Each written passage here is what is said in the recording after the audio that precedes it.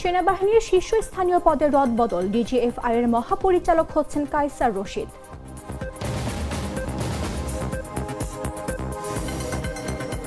নড়াইলে আধিপত্য বিস্তার নিয়ে দুই পক্ষের সংঘর্ষ, নিহত 4।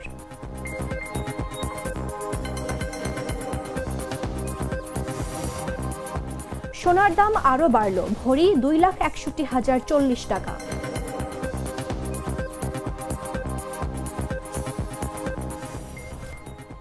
ইউরেনিয়ামের মজুদ কমাতে রাজি ইরান, বৃহস্পতিবার ইরান যুক্তরাষ্ট্রের বৈঠক।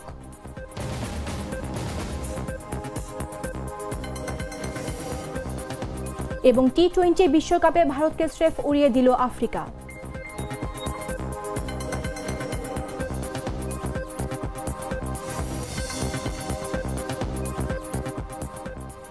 আমন্ত্রণ বেলা 11টা নিউজে। আপনাদের সাথে রয়েছে আমি মামদোহা রাইসা।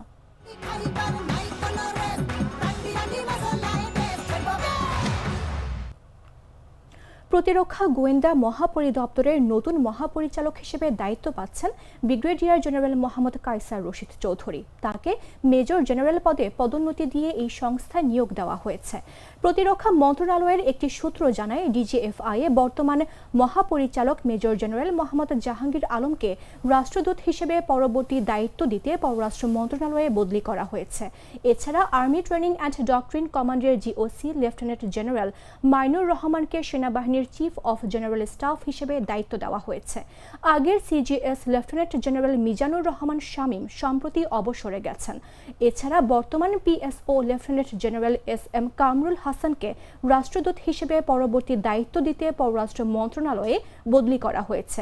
এদিকে চট্টগ্রামের 24 পদাতিক ডিভিশনের GOC major general Mir Mushfiqur রহমানকে লেফটেন্যান্ট জেনারেল হিসেবে পদোন্নতি দিয়ে সশস্ত্র বাহিনী বিভাগের প্রিন্সিপাল স্টাফ অফিসার করা হয়েছে।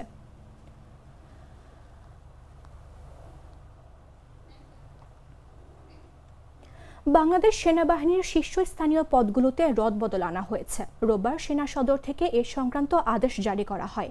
প্রতিরক্ষা মন্ত্রণালয়ের সূত্র এ তথ্য নিশ্চিত করেছে। সেনাবাহিনীর চিফ অফ জেনারেল স্টাফ হিসেবে নিয়োগ পেয়েছেন লেফটেন্যান্ট জেনারেল মাইনুর রহমান। আগে তিনি ট্রেনিং অ্যান্ড ডক্ট্রিন কমান্ডের জিওসি ছিলেন। সশস্ত্র বাহিনী বিভাগের principal staff officer lieutenant general SM. Kamrul হাসানকে পররাষ্ট্র মন্ত্রণালয়ে বদলি করা হয়েছে। নতুন প্রিন্সিপাল স্টাফ অফিসার হিসেবে নিয়োগ পেয়েছেন মেজর জেনারেল মীর মুশফিকুর রহমান। তিনি এর আগে 24 পদাতিক ডিভিশনের জিওসি ছিলেন।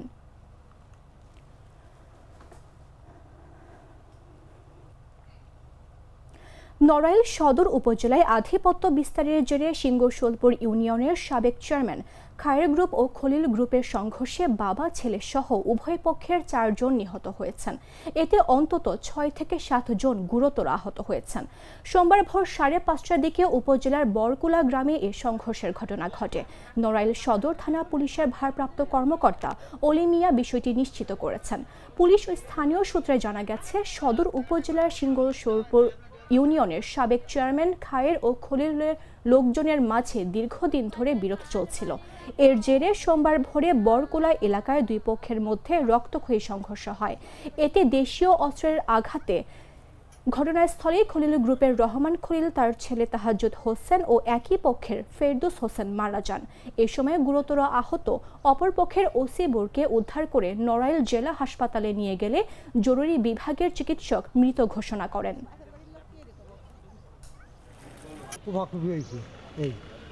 তারপরে এর কোপ লাগিয়েছে, আর শুনিস কি যে বলেছে 3 নম্বর আমি নোয়া লেগে তাই শুনতেছি। আজ সকাল 23শে ফেব্রুয়ারি সিংহাসনপুরে মারামারি হয়েছে দুপক্ষ। আমাদের হাসপাতালে ব্রড ডেড এসেছে একটা, এবং আমরা গুরুতর জখম অবস্থায় পাওয়া রোগীগুলো প্রাথমিক চিকিৎসা দিয়ে খুলনায় রেফার করেছি। দুধার চকলেটে একাকার হয়ে ওঠা প্রাণ লেয়ার, প্রাণ লেয়ার সম্পর্কের মিষ্টি ম্যাজিক। দেশের বাজারে সোনার দাম আরও বাড়ানো হয়েছে। সবচেয়ে ভালো মানের বা 22 ক্যারেটের প্রতি ভরি সোনার দাম বাড়ানো হয়েছে 2,216 টাকা। এতে 1 ভরি সোনার দাম দাঁড়িয়েছে 2,61,040 টাকা। স্থানীয় বাজারে তেজাবি সোনার দাম বাড়ার পরিপ্রেক্ষিতে এই দাম বাড়ানো হয়েছে। সোমবার সকাল 10টা থেকে নতুন দাম কার্যকর হবে বলে জানিয়েছে বাংলাদেশ জুয়েলার্স অ্যাসোসিয়েশন। সোমবার budget standing committee on pricing and price monitoring committee বৈঠকে করে এই দাম বাড়ানোর সিদ্ধান্ত নিয়েছে। পরে কমিটির চেয়ারম্যান ডাক্তার দেওয়ান আমিনুল ইসলাম শাহিনের সই করা এক বিজ্ঞপ্তিতে এ তথ্য জানানো হয়। এর আগে গত 21 ফেব্রুয়ারি সকাল 10:15 থেকে ভালো মানের এক ভরি সোনার দাম বাড়ানো হয় ৩,২৬৬ টাকা। এই দাম বাড়ানোর 2 দিনের মাথায় এখন আবার দাম বাড়ানো হলো। এখন সবচেয়ে ভালো মানের বা 22 ক্যারেটের প্রতি ভরি সোনায় 2,216 টাকা বাড়িয়ে নতুন দাম নির্ধারণ করা হয়েছে 2,61,040 টাকা। 21 ক্যারেটের এক ভরি সোনায় 2,041 টাকা বাড়িয়ে 2,49,143 টাকা নির্ধারণ করা হয়েছে। গ্লিটারের টুইন লেমন ও অ্যান্টিব্যাকটেরিয়াল ফর্মুলা বাসনকে চকচকে জীবাণুমুক্ত করে আমাদের দেয় গ্লিটার গ্যারান্টি।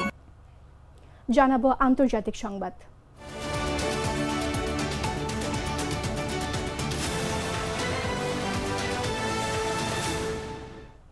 ইরান তাদের সমৃদ্ধ করা ইউরেনিয়ামের মজুদ কমাতে রাজি হয়েছে, তবে তা হতে হবে জাতিসংঘের পরমাণু পর্যবেক্ষক সংস্থা IAEA এর অধীনে। আর নিজেদের কাছে থাকা অতি সমৃদ্ধ 300 কেজি ইউরেনিয়াম রপ্তানি করবে না তেহরান। ইরানের একাধিক সূত্র ব্রিটিশ পত্রিকা দ্য গার্ডিয়ানকে এ তথ্য জানিয়েছে। দেশটিতে নতুন করে শিক্ষার্থীদের সরকার বিরোধী বিক্ষোভ দেখা দেওয়ার পরপরই এমন সিদ্ধান্তের কথা জানালো ইরান। সূত্র বলছে, পরমাণু ইস্যু নিয়ে যুক্তরাষ্ট্রের সঙ্গে যে আলোচনা চলছে সেখানে কয়েকদিনের মধ্যে মজুদ কমানোর এ প্রস্তাব দেবে ইরান। তেহরানের কাছে বর্তমানে সমৃদ্ধ ইউরেনিয়ামের বিশুদ্ধতা 60%। এই মাত্রা পরমাণু অস্ত্র তৈরির মাত্রার কাছাকাছি। তবে তারা ইউরেনিয়ামের বিশুদ্ধতা 20% বা তার চেয়ে নিচে নিয়ে আনতে চায়। ইরানের পররাষ্ট্রমন্ত্রী আব্বাস আরাঘচি বলেন, তাদের দেশের অভ্যন্তরে ইউরেনিয়াম সমৃদ্ধ করা বন্ধের দাবি করেনি যুক্তরাষ্ট্র এবং নজর দেওয়া হচ্ছে সমৃদ্ধ করা ইউরেনিয়ামের বিশুদ্ধতা কমানোর বিষয়ে। 2 বা 3 বছরের জন্য ইরান ইউরেনিয়াম সমৃদ্ধকরণ বন্ধ রাখবে বলে যেসব খবর সামনে আসছে তা সঠিক নয় বলেও উল্লেখ করেন আরাঘচি। ইরানের পরমাণু কর্মসূচি নিয়ে সম্প্রতি সুইজারল্যান্ডের জেনেভায় 2য় দফায় বৈঠক হয় ওয়াশিংটন ও তেহরানের। 2 পক্ষই আলোচনায় ইতিবাচক হয়েছে বলে জানালেও মধ্যপ্রাচ্যে ব্যাপক সেনা ও অস্ত্র মোতায়েন করেছেন মার্কিন প্রেসিডেন্ট ডোনাল্ড ট্রাম্প। যুক্তরাষ্ট্রের সঙ্গে ইরান 10 থেকে 15 দিনের মধ্যে চুক্তি না করলে দেশটিতে হামলার হুমকিও দিয়েছেন তিনি। Thank you so much. برنامه هسته ایران از طریق عملیات দীর্ঘদিনের প্রতিপক্ষ ইরান এবং যুক্তরাষ্ট্রের সামরিক সংঘাতের ঝুঁকি নিয়ে ক্রমবর্ধমান উদ্বেগের মধ্যে ওমানের পররাষ্ট্রমন্ত্রী বদর আল বুসাইদি রোববার বলেছেন, ইরান ও যুক্তরাষ্ট্র বৃহস্পতিবার জেনেভায় 3য় দফায় পারমাণবিক আলোচনায় বসবে। মধ্যপ্রাচ্যে যুক্তরাষ্ট্র তার সামরিক উপস্থিতি বাড়িয়েছে। প্রেসিডেন্ট ডোনাল্ড ট্রাম্প বৃহস্পতিবার সতর্ক করে বলেছেন যে তেহরানের পারমাণবিক কর্মসূচি নিয়ে দীর্ঘস্থায়ী বিরোধ সমাধানে কোনো চুক্তি না হলে সত্যিই খারাপ ঘটনা ঘটবে। যুক্তরাষ্ট্র এবং ইরানের আলোচনা বৃহস্পতিবার জেনেভায় অনুষ্ঠিত হতে চলছে। এই চুক্তি চূড়ান্ত করার জন্য আরও এক ধাপ এগিয়ে যাওয়ার জন্য ইতিবাচক প্রচেষ্টা চালানো হচ্ছে বলে জানিয়েছেন ওমানের পররাষ্ট্রমন্ত্রী। তিনি ওয়াশিংটন এবং তেহরানের মধ্যে পরোক্ষ আলোচনায় মধ্যস্থতাকারী হিসেবে কাজ করছেন। রয়টার্স রোববার জানিয়েছে যে ইরান একটি চুক্তিতে পৌঁছানোর জন্য পারমাণবিক কর্মসূচিতে নতুন করে ছাড় দিচ্ছে, যতক্ষণ না এতে অর্থনৈতিক নিষেধাজ্ঞা প্রত্যাহার এবং তেহরানের শান্তিপূর্ণ পারমাণবিক সমৃদ্ধকরণ অধিকারকে স্বীকৃতি দেওয়া হয়, তারা নিজেদের অবস্থান থেকে সরবে না।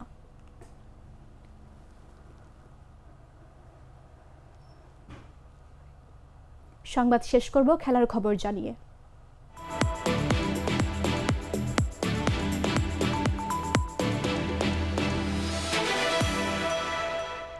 দুই দলের শুরুটা একই হলো। দক্ষিণ আফ্রিকাও শুরুতে বিপদে পড়ল, তবে তাদের ডেভিড মিলার ও ব্রেভিস উদ্ধার করলেও ভারতের কেউই শুরু ধাক্কা সামলাতে পারেননি। মিলার ব্রেভিসের দুর্দান্ত জুটিতে শুরুর বিপদ কাটিয়ে বড় সংগ্রহ পায় আফ্রিকা। জবাবে পাওয়ার প্লেতেই টপ অর্ডার হারিয়ে ফেলা ভারত আর ম্যাচই ফিরতে পারেনি। এতে করে ভারতকে উড়িয়ে সুপার 8 পর্ব শুরু করেছে দক্ষিণ আফ্রিকা। আহমেদাবাদের নরেন্দ্র মোদী স্টেডিয়াম রোববার টি-20 বিশ্বকাপের সুপার 8-এর ম্যাচে ভারতকে 76 রানে হারিয়েছে দক্ষিণ আফ্রিকা। আগে ব্যাটিং করে 187 রানের বড় সংগ্রহ পায় প্রোটিয়ারা। জবাবে 7 বল বাকি থাকতেই 111 রানেই গুটিয়ে যায় ভারত। ইনিংসের প্রথম ওভারেই ঈশান কিষানকে ফেরান প্রোটিয়া অধিনায়ক এইডেন মার্করাম। এ নিয়ে টানা 4 ম্যাচে ভারতের কোনো না কোনো ওপেনার 0 রানে ফিরলেন। আগের 3 ম্যাচে 0 রানে ফিরেছেন অভিষেক শর্মা। শুরুর ধাক্কার পর অধিনায়ক সূর্যকুমার যাদব ও ওয়াশিংটন সুন্দর মিলে ভারতকে খেলায় ফেরানোর চেষ্টা করেন, তবে তাদের জুটি বড় হয়নি। অষ্টম ওভারে সুন্দরের বিদায়ে ভাঙে 16 রানের জুটি। দলের বিপদের দিনে ব্যর্থ হয়েছেন হার্দিক পান্ডিয়াও। 15তম ওভারে ফেরার আগে 17 বলে 18 রান করেন তিনি। কার্যত হার্দিকের বিদায়ী ভারতের জয়ের আশা অনেকটাই শেষ হয়ে যায়। ওই ওভারে আরও 2 উইকেট নেন প্রোটিয়া স্পিনার কেশব মহারাজ।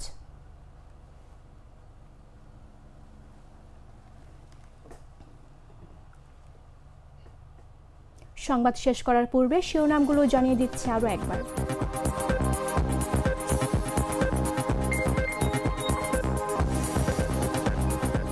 সেনাবাহিনীর শীর্ষস্থানীয় পদের রদবদল, ডিজিএফআই এর মহাপরিচালক হচ্ছেন কায়সার রশিদ।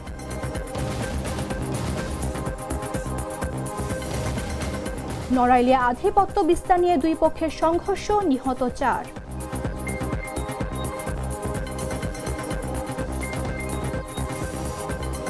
সোনার দাম আরও বাড়ল, ভরি 2,61,040 টাকা।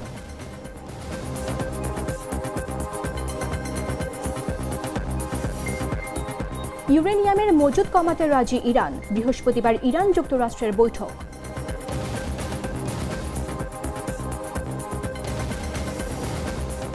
এবং টি-20 বিশ্বকাপে ভারতকে স্রেফ উড়িয়ে দিল আফ্রিকা।